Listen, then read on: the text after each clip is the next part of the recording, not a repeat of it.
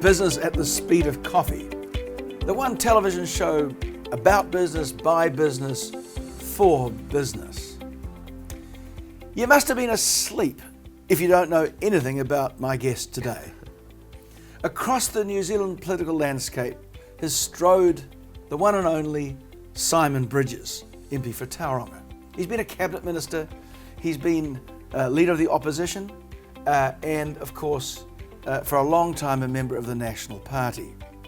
So welcome to Business at the Speed of Coffee, Simon. Kim, it's great to be with you, my old friend. Yeah. Now, Simon, I want to start at the beginning because whilst a lot of people think they know about you, but I really want to know the real you. Yeah. Where did life start for Simon Bridges? Well, it started in West Auckland. So I grew up in what was then Tat North, now is Te Atu Peninsula, and it's gentrified a lot. And I'm the youngest of 6 kids. Was it a happy household? Very happy. I mean, it was. Wasn't. Look. I would not play this up. It wasn't a rich household. My father was a Baptist minister, a Maori guy.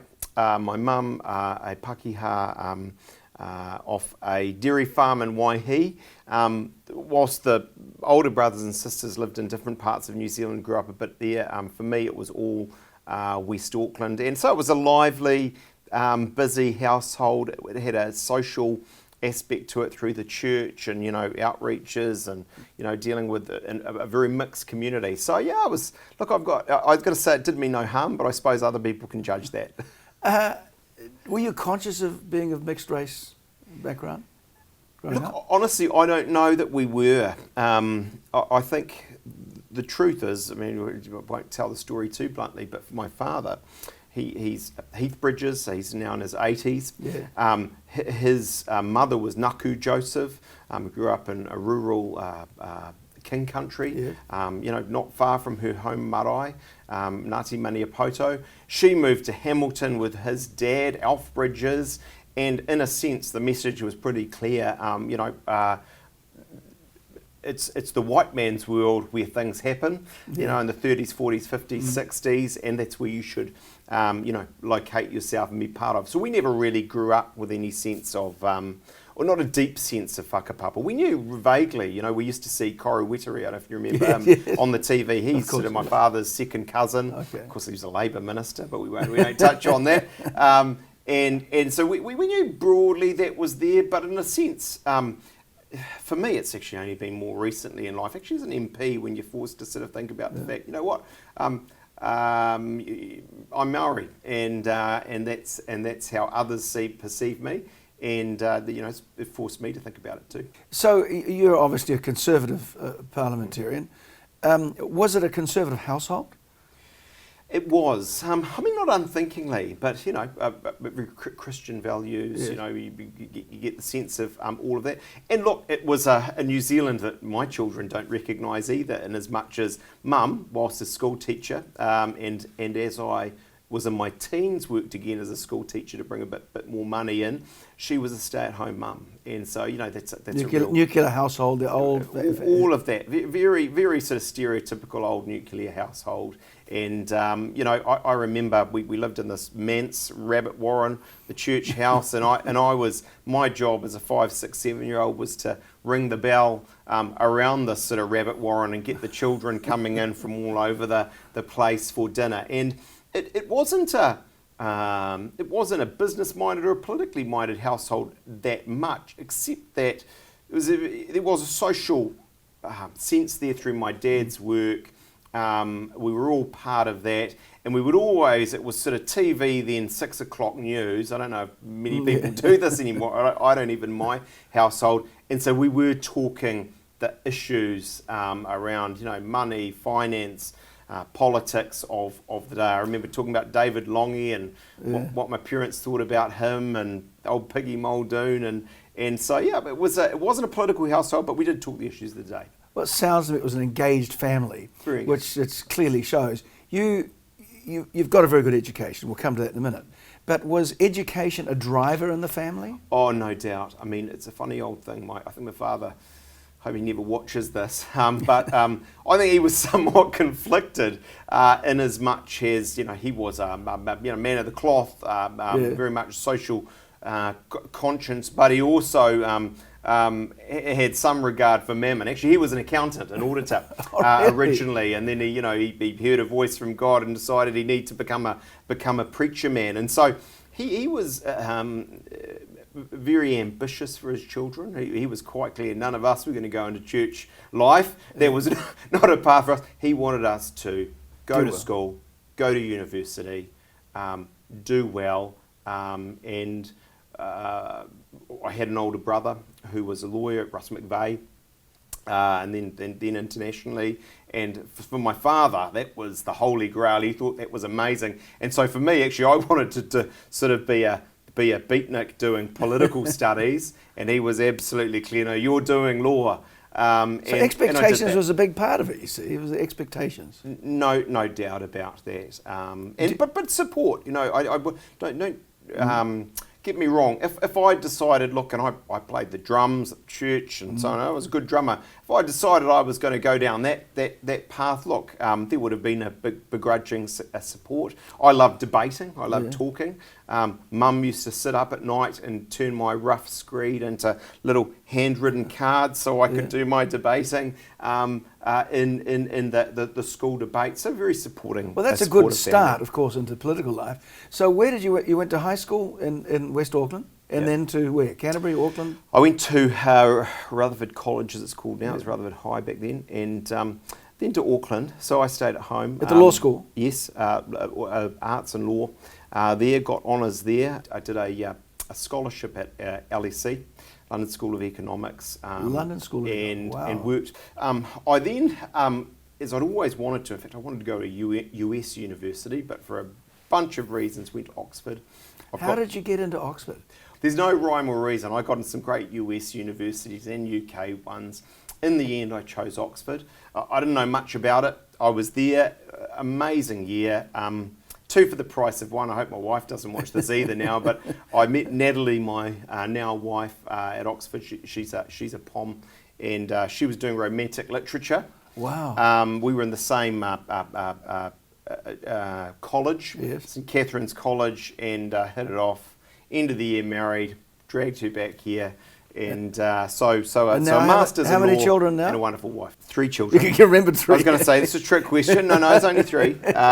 Emlyn 8, Harry 6, and Jemima, who will be 3 very shortly. Now, I mean, it's an amazing story. So a kid from West Auckland ends up at Oxford.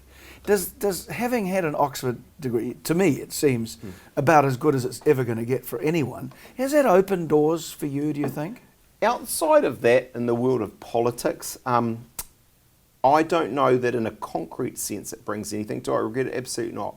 One of the best years of my life. And in an intangible sense, it again, law is an area that helps you with your thinking. I think I am possibly for politics a rather too clear-sighted thinker sometimes, but I would do it again in a heartbeat. Did you feel like an outlier? Here you were, a Maori person from West Auckland, among all the toffs. We know the sort of people that often end up at Oxford. Did you feel out of place a bit, or they make you feel comfortable? There's no doubt, though, and maybe this is my cultural cringe, and my wife tells me I need to get over it, but I went with a deep sense of being only a New Zealander. What I mean is I'm nothing else. I'm not... the inherent inferiority complex that we seem to have. There's some of that, and just a sense that, I was always going to come back. A mate of mine, Craig, he is now a top barrister in a top chambers over there, earning, £1 million+ a year, doing great stuff, and so it can be done. But I, in a sense, thought, no, I would never be an insider there. My future's in New Zealand, and it was also, call it old-fashioned, but a sense of service, wanting to give back. Yeah. So I was clear to Natalie very early on from when we met, and the romance was going well, I was coming back. And so you come back to New Zealand, you go prosecuting again. What was it that, there must have been a fire burning in you to get you into politics? What was it? Was there a person or an experience? I think, it sounds twee, but I think it was the family upbringing. It was just a sense of, there's a higher purpose, there's a community mindedness, If I'd stayed in law at Kensington Swan as opposed to going into the Crown work, I would have been earning more. In fact, I took a pay cut to do the Crown work and the jury trials. but I wanted something that was more outward focused and meaningful. And I mean no disrespect to my colleagues who are in big commercial law firms. Actually, in politics, you can change the rules of the game. You can change things for tens of thousands of people. There's a latitude there and a privilege in getting your hands on the digger's controls. Can I sort of come at, and I'm not totally a cynic at all, but how much time do you get to really make a difference, and how much time is spent in what I would call political drama? And we've had plenty of it, the personality assassinations, the backroom nonsense that really doesn't do anything for anybody other than satisfy people's ambitions and vanity. There's all of that, and of course there's a media circus that goes with it. Yes. I think actually I was lucky enough that John Key saw something in me. I kept getting promoted in government. The front men, in that case, the likes of Bill and John and so on, they had to do some of that, but I actually got the chance as Energy Minister, as Transport Minister, to do some real stuff. Now, of course, in opposition, you don't have that privilege, and so the circus side comes to the fore a little more. But you do also get that chance, even in opposition, to influence the country. To say, you know what, we don't like that for these reasons. And we sort of seen the last term, although in the end the result was not good at all, that we moved the government in certain ways. So I still say there's all the bad stuff you talk about, but there is also some good stuff. And we know an essential component to politics. In terms of your own political leanings and underpinnings, given your background, you could just as easily have gone, perhaps joined the Labour movement or similar. So there must be, your instincts tend to be on the more conservative side. Is this because you're an independent thinker, or you like the sense of personal independence? What is it? I think you're right. Could have gone either way at a level. My father's probably a swinging voter. Mum, again, I hope she doesn't see this, but off a dairy farm was national. Culturally, if you like, but I don't think that was. Now, of course, you'd say no. I'm absolutely, but I don't think. Again, she was not. I wouldn't say strong national. So it could have gone either way. But there is a touch of contrarian in me. I don't like to follow the crowd just for it. I think oftentimes people are right to have a different view. The crowd's often wrong in hindsight. For me, though, ultimately what it was is I saw, and we had these values in my family, that, no one's going to do stuff for you other than you. Hard work, getting out and doing it for yourself is a path to a better life and a better future. And in the National Party, those values are there, aren't they? And it's not dog eat dog. We want to help those who are worse off than ourselves. But those values of self-reliance and so on are very much there in the National Party. I said in my maiden speech, though, and it's always true, I'm a guy from West Auckland who needed a great public health system, a great public education system. I would be, I'll be in a much worse situation. So I do want to make sure we're looking out for the less fortunate. Those who have the ability, but perhaps on the wrong sides of the track, to be the next physician, the next rocket scientist, quite literally. Well, if we're going to have a prosperous New Zealand, we're going to have people in business, which brings me to the purpose of our show here, which is business. What have you observed, and you're out there and about a lot, about the state of New Zealand business and what is good and perhaps what's not so good? So we were recording this at the end of 2020. I mean, the reality is, if we go back to the start of 2020, I was there through COVID, along with actually all the bank economists saying, by the end of the year, it's not going to be good. Well, we were wrong, actually. You go out there and talk to business right now, clearly there's exceptions, tourism and a few other sectors. But mostly it's good. But mostly, business is sitting there and it's pretty good. Now, there's a $14 billion subsidy that's sitting there and that's helped with that. But right now, let's be clear about it and positive about it. Things are pretty good. We have some worries for the future and we might come to that. But I see businesses that are on the whole going well. We were talking off air. My wife is a small business person. She employs people. I see it through her, but I see it more generally from the businesses I visit. There's real issues in terms of labour law coming at them, the minimum wage, fair pay agreements, all of these things. So I think there's some real stresses on businesses that are coming. I sit there knowing how hard it is, and knowing the work, the risks that are involved, saying, you know what, we want to do everything we can to make it less difficult, not more difficult. Well, I mean, there are some difficult trade-offs. I mean, right now, there's been a massive pump priming with these very low interest rates. Yep. And you know, presumably they'll go on for a little while. I mean, if we look at the train wreck which is developed in North America, the one thing you could say about the Trump era was he got rid of regulations, so the environment and everything else is paying the price. But why those 70 million people voted for him? No regulations, basically. Yeah. Low taxes for the rich and pretty much everyone, and the government's out of your life. That's now I'm not saying that's a formula for us, but it certainly gets business going. Well, at a level, I would argue that. You mean you talk about this conservative, and some would say I'm a right winger. But basically, when I think about business, because I do think less government, less red tape, less taxation. Not being extreme about that, because as I've also said to you, we've got to fund that health and education. Is a recipe at a level for success in a successful country, because it recognises that it's businesses and the people behind them that are the engine room of growth and success in a country. I mean, Ronald Reagan, you talk about the US, Ronald Reagan said something that, you know, probably you get told off for saying these days, but there's too right wing or something, but there's the worst words in the English language are, I'm from the government, I'm here to help, right? And there is something in that. I don't take too far, but you know what? Actually, the risk takers, the entrepreneurs, they kind of need less government. But government lays the platform. But don't you think we've trained New Zealanders to get the government to do everything for them? I think it's a training, it's a conditioning thing. Yeah. They seem to think it's okay. I mean, I'm watching this horror story unfold with the White Island safety stuff. We could talk about that, but I mean, everywhere I look, we go overboard. We go overboard with earthquake risk assessment. We're going overboard now with climate change as far as mitigation goes. All of those things are issues, but when we do it, we tend to go a little too far, and suddenly businesses are struggling. I'm with you, and I do think there is no disrespect to business bodies such as the one you used to be the boss of and so on. I don't think there's a complacency in business. You know, in the here and now it's fine, so we don't need to think down the horizon of what these policies are actually adding up to.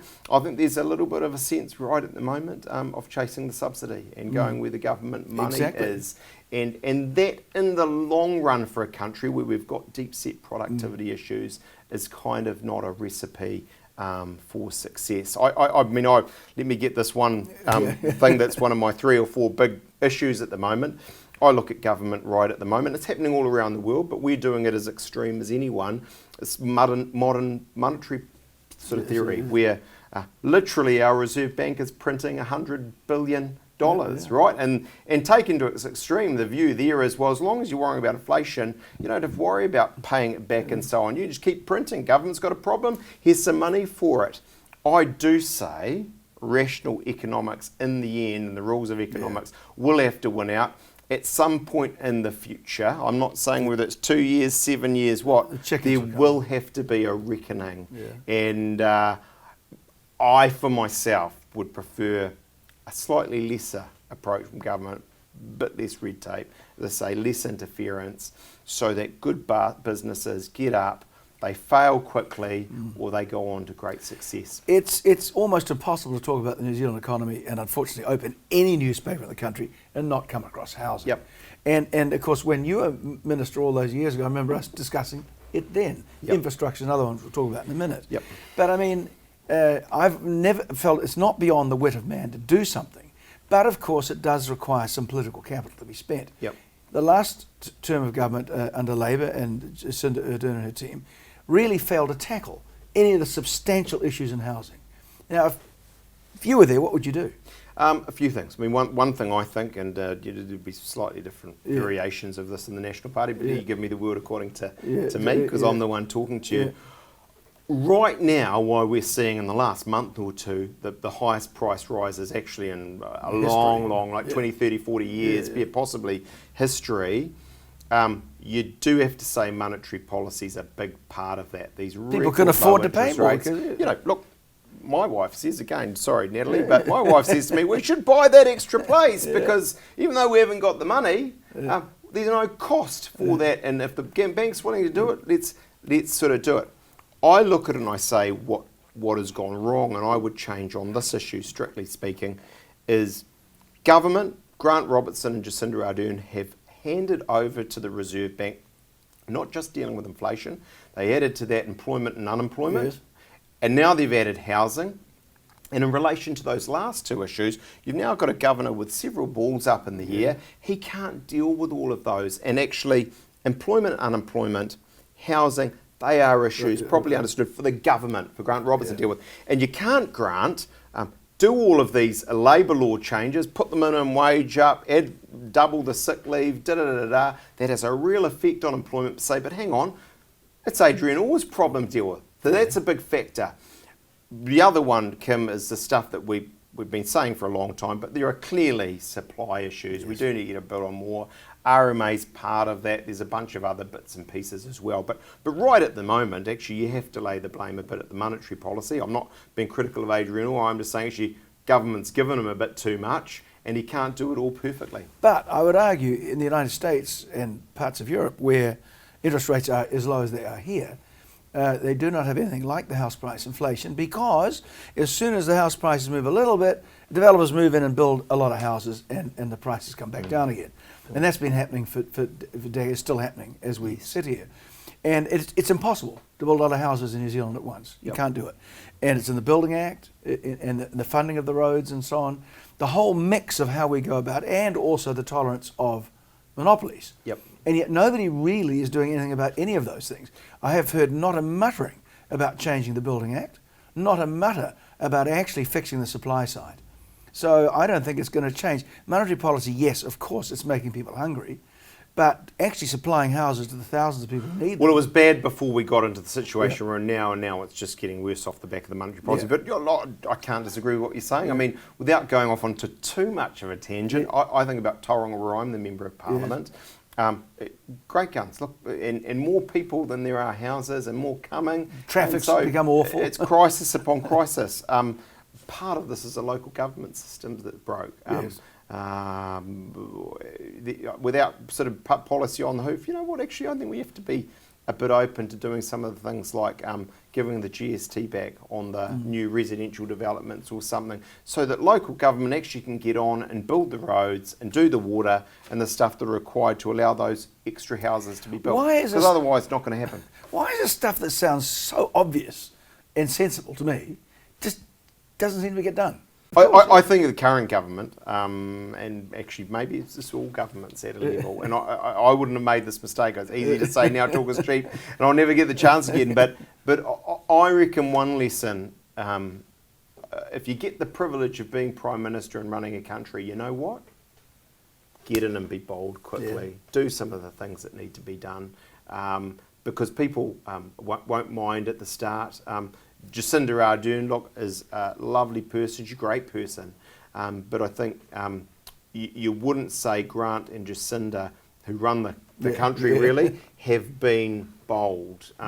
When actually in some of these areas, you know what, boldness is required. Do you think it's because they've captured all those National Party voters in the middle, and now of course they're being as conservative as National Party because they don't want to lose them? Yes. You think that's I do. I think there is, unfortunately, a situation that emerged, I say unfortunately from an old self-interest perspective, where National went down and down, and we know all those problems. We got to a point where middle New Zealand, the farmers, the people in the suburbs of Auckland, you know, they said to themselves, these guys aren't going to win. And therefore it was a rational thing to say, you know, we don't want the Greens running the show. You better vote so we're going to vote for Labour. And by the way, we don't know yet, we're at early days, but that may well, in the short term at least, prove to be a shrewd thing, because it will have that moderating effect on Jacinda Ardern. Well, I'm going to challenge you a bit on ideology a little bit. Yep. Now, when you're in opposition, this is what's tough. It's easy to see what people are against. Yep. Now, you're in front of a firing squad. You're going to buy your life from me. Yeah. The bullet's not going to hit you if you can tell me what National stands for. For me, it's on the stuff we've been talking about in business. You know what? You've got a choice. You can have more happen from the beehive or less. I'd go with less. My instinct is, you talked about Trump before, and Trump's a dirty word these days, but actually whether it's what Scott Morrison's been doing in Australia or Donald Trump or even other countries, I say, you know what, if you want to get this country up and going, some tax relief, so people's money's back in their pockets, for business as well, potentially corporate tax relief, which no one's talking about, less red tape in a bunch of areas without being silly, but whether it's labour laws, health and safety, all these things. But clearing that away so businesses do it. And then you know me, I mean, the one other big thing I think that we haven't touched on really, well, we talked housing, but is infrastructure. I know everyone's saying this, but no one's actually doing it. You know what? Let's get on and build some stuff. That is a core function of central government. My area, Tauranga Northern Link, up here, let's do a harbour crossing. Let's get on with some of the projects that need to be done. Now, before we close, I know that you've had some great moments in politics and some low moments. Let's not talk too much about the low moments, but what about one or two of the great ones? Well, you know, again, this is even worse than quoting Trump. Not that I've quoted Trump, but Richard Nixon once said something, I think it was at his impeachment, which was, you know, you only know the mountaintops if you've been in the valleys. Yes. And so I've got no regrets. You know, I've had by my own enjoyment of it, a brilliant career. I really felt privileged. Some of the high points, look, I think being sworn in as a minister, getting our first ministerial warrants. I mean, doing some fun stuff in transport, seeing built big construction projects. In that regard, I'm a bit like a 5-year-old in a sandpit. You know, I really enjoyed that. Overseeing the energy markets. We mentioned EVs. I can remember certain colleagues of mine deeply opposed stuff we did, but starting a journey for New Zealand on electric vehicles, given that we've got a big renewables advantage. In opposition, dare I say it, probably not the right answer politically, but I enjoyed some of those, as you said, meaningless theatrics. I enjoyed on the first day of Parliament in the last term as shadow leader of the House, mucking Trevor Mallard's speakership around. I enjoyed Budget 2000, I don't know, what was it, 18, where Grant Robertson thought we'd sort of found leaks and so on. We'd actually just gone on the website and we were pulling off documents from his budget that were up days before they were meant to be. Some of those things are, look, some might say kid stuff, but they've been a lot of fun. I'm looking forward to the next chapter as well. And what happens, funnily, is one day you wake up, Kim, and you will have experienced this, and you realise, hey, I'm suddenly a really senior player in this. How did this happen? And we've got 40 new MPs in Parliament, and so the ability to stay in the Parliament and contribute, and maybe it's one of the words of our times, that mentor some of the new ones coming through is also a privilege. Simon, it's been an absolute joy. A great story, and you haven't lost one little bit of your love and enthusiasm for your country and for your life and your family. And some of those ideas, I think, will get some traction. And I'm really pleased to hear you articulate with some passion. Simon Bridges, thank you for being on Business at the Speed of Coffee. Hey, thanks so much, Kevin.